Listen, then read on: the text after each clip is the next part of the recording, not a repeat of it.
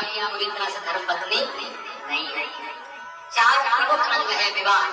पहला कन्यादान, दूसरा पाणी प्रदान, तीसरा फेरे और चौथा सिंदूरदान।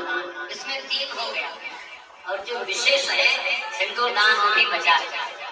4 फेरों के बाद के प्रमुख 4 ही फेरे हैं। किसी भी सिद्धांत में, किसी भी पुस्तक में, किसी भी ग्रंथ में 7 फेरे है ही नहीं। 7 फेरे फिल्मों ने कराया, ठीक है ना। 7 फेरे फिल्मों के अनुसार लोग आचरण करते हैं, तो इसलिए प्रमुख 4 फेरे हैं, धर्म, अर्थ, काम और मोक्ष। वो चारों आपने कर रही है। अब आइए, अब मैं आपको 7 भजन सुना रहा हूँ। मोनिका बिटिया कह रही है आप मेरे कुछ वचन स्वीकार करें, तब आपके माए भाग में आएंगे और तब हम आपको अपने पति स्वीकार करेंगे। तो आपको वचन सुनना है। तो पहले वचन में कहती है, हर वर को पाने से पहले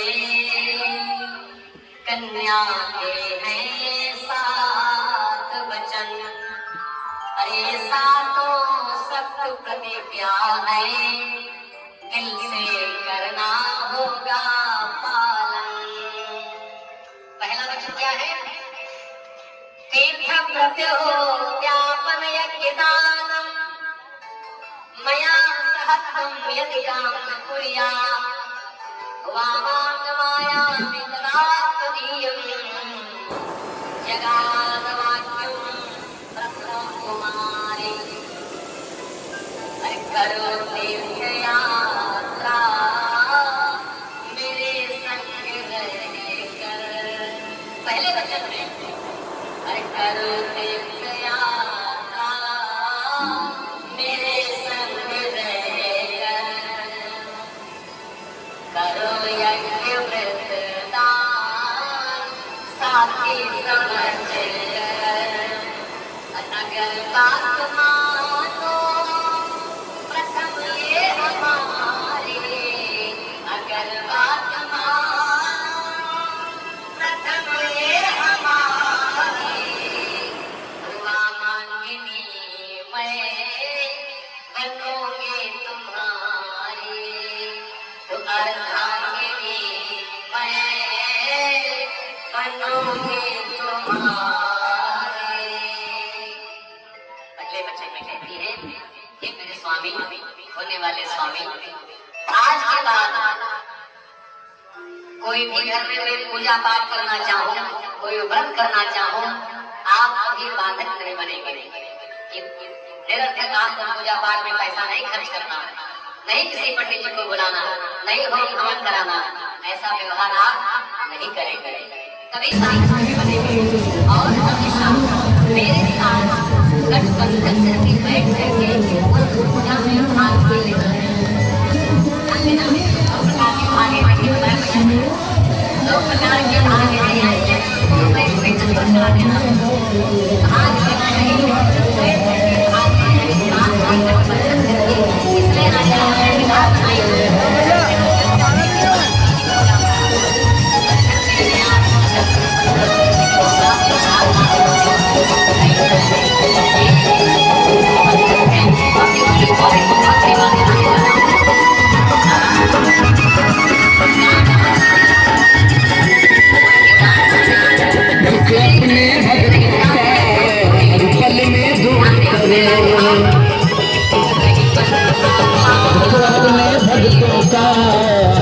में दूर करे, ना छोटा बड़ा कोई, हर सबसे प्यार करे। भक्तों के सब संकट,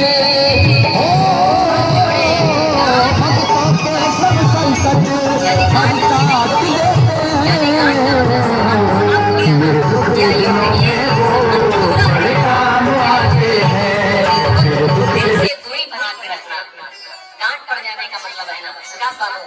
ऐसा है ना।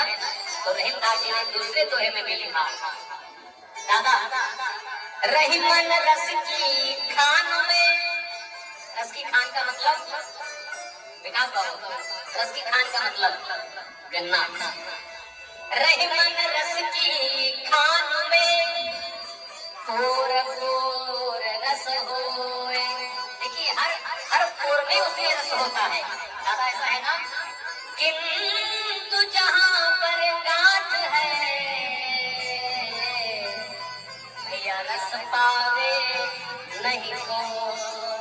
जहाँ गांठ होती उसमें रस नहीं होता तो फिर पंडित जी गांठ क्यों लगा देते हैं? जब कहा गांठ में दम ही नहीं, गांठ में रस ही नहीं, गांठ में प्रेम ही नहीं, तो क्यों लगाया जाता? तो इसका उत्तर लिखा बिहार में रहने वाले प्रातः स्मरणीय श्री तारकेश्वर मिश्र राही जी ने। क्या सुंदर लाइन लिखी, लिखा इसका उत्तर लिखा, रहीमदास जी के दोहे का उत्तर लिखा। गांठों में है रस नहीं, अस कहियो जन कोय। गांठों में है रस नहीं, अस कहियो जन कोय। अरे गठबंधन की गांठ में भैया पोर पोर रस होय।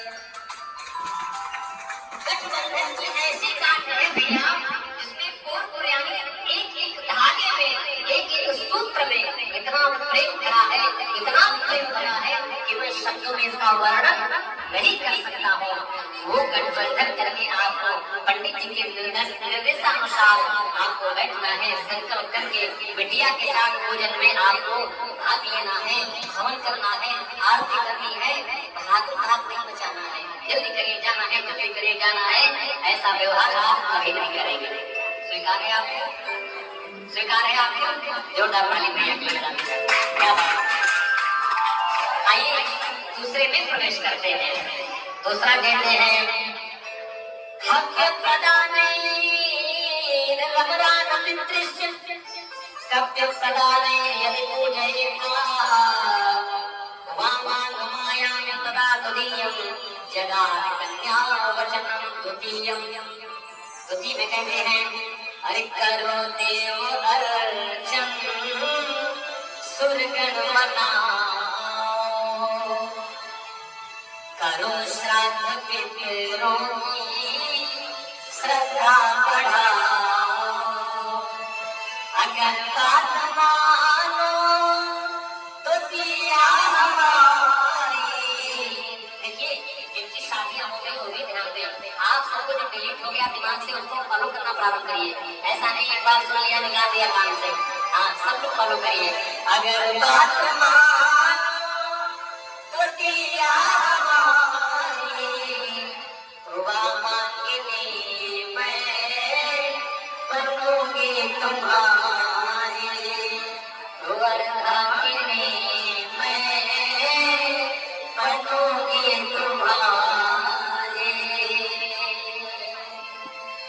दूसरे में कहते हैं विकास बाबू समझिए, कह रही है बिटिया रानी आज से जिस तरह आप अपने माता पिता को मानते हैं उसी तरह मेरे माता पिता को भी मानना होगा। लड़के वाले बड़े और लड़की वाले छोटे, अब ऐसी भावना को त्याग देना चाहिए। ये संबंध आप दोनों का नहीं अपितु दो परिवारों का हो रहा है। दो परिवार एक हो रहे हैं। कौन कौन सा? मिश्र परिवार और शुक्ल परिवार। ये दो परिवार एक हो रहे हैं तो मान और सम्मान रूपी गंगा दोनों वर्ष से दोनों तरफ से अनवरत रहनी चाहिए। आदान प्रदान होगा तो व्यवहार बना रहेगा, आदान प्रदान नहीं होगा तो व्यवहार में खटास आ जाती है सरकार। इसलिए दोनों तरफ से मान सम्मान की गंगा बहती रहनी चाहिए। और हमेशा अपने पूर्वजों को याद करना है, अपने पूर्वजों को याद करके ही कार्य करना है, क्योंकि पूर्वज प्रसन्न होंगे तो हमारी वंश वृद्धि होगी और आशीर्वाद प्रदान करेंगे पूर्वज हमारे।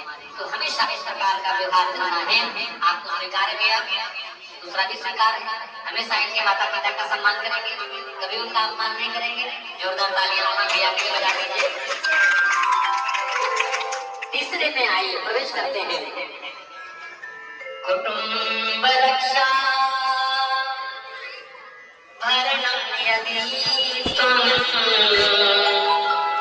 कुर्या पशूनां परिपालनं च वामागमायामि तदा तदीयं जगात् कन्या वचनं तृतीयम्।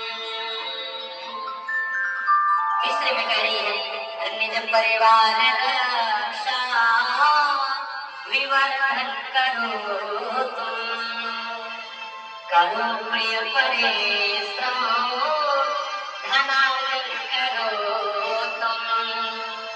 अगर बात मानो तृतीया हमारी, अगर बात मानो तृतीया हमारी, तो अर्धांगिनी मैं बनूंगी तुम्हारी, वामांगिनी मैं बनूंगी तुम्हारी।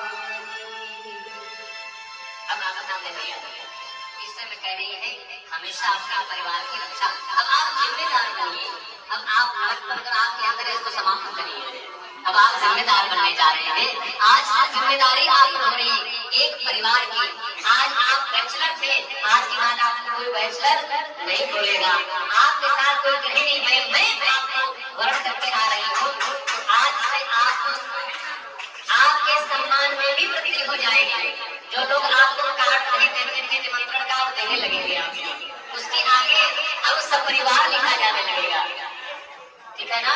आइए और कैसे आइए, सपरिवार आइए। ये आपके सम्मान में वृद्धि होने वाली है, इसलिए ये बात। और दूसरा ये कह रही है जो आज आपने मेरा हाथ थामा है, आपने ये जीवन में कभी मत छोड़िएगा। 3 अवस्थाएं होती हैं, बाल्यावस्था, प्रौढ़ावस्था और वृद्धावस्था, बचपन, जवानी और बुढ़ापा। ध्यान दें, इन तीनों अवस्थाओं में एक अवस्था मैंने अपने बाबूजी के आंगन में मेरी बीत चुकी, अब 2 बची है। इन 2 अवस्थाओं में मेरा हाथ कभी नहीं छोड़ेगा। क्यों नहीं छोड़ेंगे? क्योंकि जिस विधा में मैंने आपको अपना पति स्वीकार किया है, सनातन पद्धति में, वैदिक विधान में, वैदिक विधि के साथ में, हमारे सनातन परंपरा में विवाह जोड़ने की विधि तो बनी, लेकिन इसे तोड़ने की कोई विधि बनी भी नहीं है। अभी कोई विधि नहीं है इसे तोड़ने की। अगर सरकार ने भी बनाई तो उसको तलाक और डिवोर्स कराते हैं। ये हमारे सनातन परंपरा नहीं है। तलाक कहाँ होता है? उनमें होता है। डिवोर्स कहाँ होता है? उनमें होता है। हममें ये सब नहीं होता। भारत की परंपरा कभी रही ही नहीं, और जो परंपरा कभी रही नहीं, इस परंपरा में को निभा कर मैंने आपको अपना पति स्वीकार किया है। इसलिए भूल कर भी इन 2 शब्दों से हमेशा दूरी बना के रखिए। कौन से? तलाक और डिवोर्स। एक कानों में भूल कर भी नहीं आना चाहिए। ठीक है ना? हमेशा आप उसका हाथ थाम कर रखना। स्वीकार है? जोरदार भैया के लिए हाथ ताली बजा करिए। चौथे में प्रवेश कर रही है। अब थोड़ा लंबा ना खींचे। चौथे में कह रहे हैं आज से कमाई ज्यादा, खर्चा कम। आज से कमाई ज्यादा, खर्चा कम। अगर अपने दोस्तों पर पैसा लुटाते हैं तो लुटाना बंद करिए। आज से अपने दोस्तों पर पैसा नहीं लुटाना है, धन अर्जित करके चलिए। और जो भी कमाते हैं सारा का सारा पहले मुझे देना है। जितना कमाए महीने में सारी सैलरी सबसे पहले लाकर उसके हाथ में रखना है। कल ठीक है ना? सब देना है। और इतना ही नहीं, कल घर जाते ही जितने आपके जितने बैंकों में debit card, credit card, bank account, ये सब उसके पास आपको जमा करना है। उसकी स्वीकृति मिले तभी आपको खर्च करना है।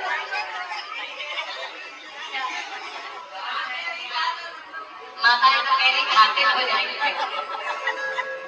स्त्रियां कभी घाटे में नहीं होती और घाटों का सौदा कभी करती ही नहीं है। तो देखिए क्यों कह रहे हैं, ध्यान दें। इसलिए कह रही है, पहले मुझे पता, देखिए मैं विनोद की बात कर रहा हूँ, इसको गुरुदेव अंदर ले लेना, कल जाते जाते आप जमा कर देना आपके पास। तो ये कह रही है जो धन आप कमाए पहले मुझे देंगे, पता चलेगा आपकी कमाई कितनी होती है, उसके अनुसार खर्चा करेंगे। इसलिए मुझे देना है क्योंकि घर स्त्रियां ही चलाती है, स्त्रियों से ही चलता है। तो ठीक बात, हमें ऐसा व्यवहार करेंगे, सारा पैसा उसको देंगे। जितना मांगेंगे उतना देंगे, सारा नहीं देंगे। इसके लिए 2 बार तालियां बजाएंगे।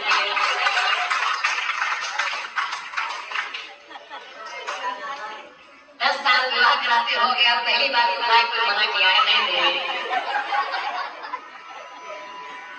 जितना मांगेंगे उतना देंगे, पर पूरा नहीं देंगे। क्या बात है। बहुत बढ़िया हो, बहुत बढ़िया।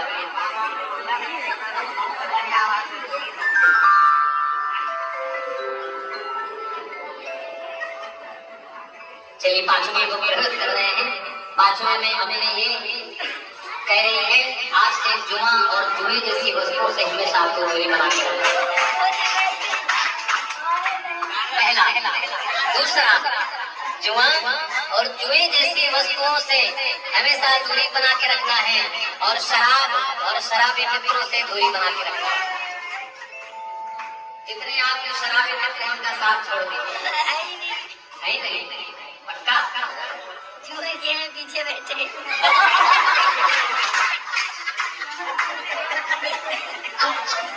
पूरी टीम बैठी है। बड़ा है, अद्भुत प्रेम है, बड़ा सुंदर हृदय आता है। बोला एक बार ताली भैया के लिए। तो आज के बाद में और दूसरे में कह रही है इसी का दूसरा अंग है समाज में कभी मैं अपने सखियों के साथ सहेलियों के साथ बैठी हूँ। अब आप सब लोग भाई लोग ध्यान दें इस बात को। जितने यहाँ भाई बैठे हैं, बंधु बैठे हैं, बड़े हैं, सब लोग सुने। समाज में स्त्रियां अपने मित्रों के साथ सहेलियों के साथ अगर बैठी है तो उनका अपमान कभी नहीं करना चाहिए। आपको कभी नहीं करना चाहिए। एक बात क्योंकि और दूसरी बात है भले ही मेरी गलती क्यों ना हो, अगर मैं सबके सामने बैठी हूँ, सबके पास में बैठी हूँ, भले ही मेरी गलती क्यों ना हो, उनके सामने मेरा अपमान मत करिएगा। और मैं क्यों कह रहा हूँ अभी ध्यान दें। स्त्रियां सबसे पहले है। हमारे ग्रंथों ने, संतों ने, हमारे शास्त्रों ने स्त्रियों का हमेशा सम्मान किया है।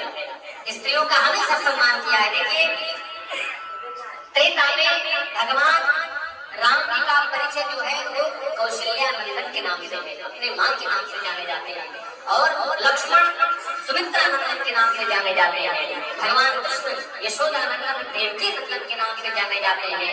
हनुमान जी जो वीर बजरंगबली है वो अंजनी पुत्र के नाम से जाने जाते हैं। और अर्जुन कुंती पुत्र के नाम से जाने जाते हैं। महाबली कर्ण राधे के नाम से जाने जाते हैं। इनका परिचय है अपने नाम के साथ उनका परिचय जुड़ा हुआ है। तो स्त्रियों का हमेशा हमारे शास्त्रों ने सम्मान किया है। भगवान का नाम लिया जाता है तो भगवान के नाम से पहले सीताराम कहा जाता है, सीता पहले है, राम बाद में है। गौरी शंकर कहा जाता है, गौरी पहले, शंकर बाद में है। और यहाँ तक कि हम स्तुति करते हैं तुम्हें माता जब पिता तुम्हें, यहाँ पे माता पहले है और पिता बाद में, यानी स्त्री पहले है। तो हमारे शास्त्रों ने स्त्रियों का सम्मान किया तो हम लोगों को भी हमेशा स्त्रियों का सम्मान करना चाहिए, सम्मान देना चाहिए। ध्यान देना, यत्र नारी की पूज्यन्ते रमन्ते तत्र देवता। जहाँ नारी का सम्मान होता है, जहाँ नारी की पूजा होती है, नारी की पूजा करना अगरबत्ती दिखाना नहीं होता, उसका सम्मान करना ही नारी की पूजा होती है। रमन्ते तत्र देवता, वहाँ देवता भी अपना भाग स्वीकार करते हैं, देवता भी रहते हैं, ऐसा शास्त्रों ने कहा है। इसलिए हमेशा इनका सम्मान करना, कभी अपमान मत करना।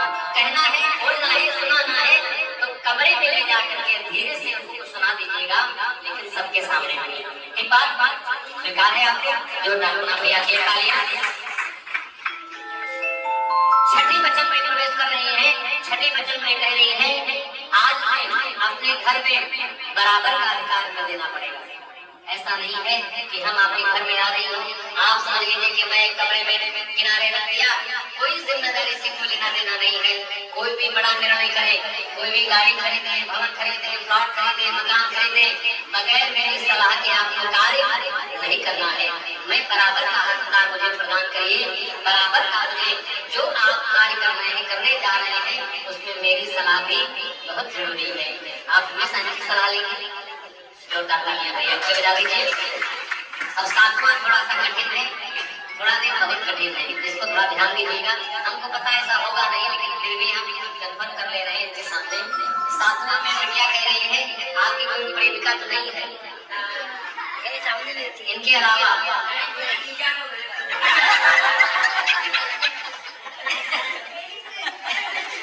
अगर है बिटिया कह रही है, मोनिका बिटिया अगर है तो आज से, अभी से, इसी समय से उनका मोबाइल नंबर, उसकी फोटो अपने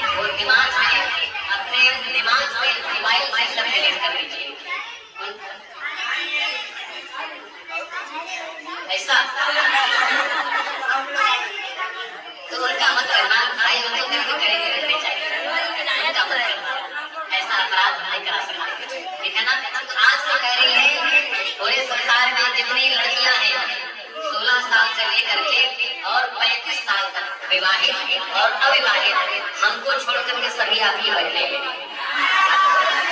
देखिए क्या है, सभी आपकी बहनें हैं हमेशा, और बड़ी है और कोई बुआ है, भाभी है, कोई माँ है, धर्म को माँ के समान देखना है। 16 साल के जो नीचे हैं वो सब अपने पुत्री आपको सम्मान देना है। बुरी नजर किसी भी कन्या किसी भी लड़की पर आपको नहीं डालना है। स्वीकार है? कभी नहीं डालेंगे, सारे नंबर डिलीट कर देंगे। अरे कोई नंबर ही नहीं, क्यों जो डालेंगे वही आपको डालेंगे। और ऐसे नहीं कन्फर्म होगा। पहले बिटिया से कुछ कहिए, आंखों में आंखें डालकर उससे बोलिए, तब पता चलेगा। जो मैं कहूँगा एक शायराना अंदाज में कहना है, ठीक है ना? अब आप दोनों एक दूसरे की तरफ देखिए और मैं बोलूँगा, कहिए, माइक नजदीक ले जाके बिटिया कहिए, हाँ इसको वीडियो बनाइएगा, कहिए लहू और इश्क का रंग, मैं फिर से थोड़ा, हाँ, लहू और इश्क का रंग, कभी फीका हो नहीं सकता, मैं तुम्हारा हो चुका, अब किसी और का हो नहीं सकता।